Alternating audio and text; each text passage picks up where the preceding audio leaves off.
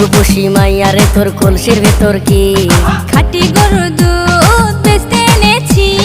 দে না একটু খাই, দামটা আগে চাই, আর দে না একটু খাই।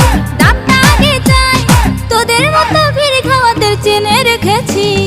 ও রূপসী মাইয়ারে তোর কলসির ভেতর কি খাঁটি গরুর দুধ বেচতে এনেছি। ও রূপসী মাইয়ারে তোর কলসির ভেতর কি খাঁটি গরুর দুধ বেচতে এনেছি।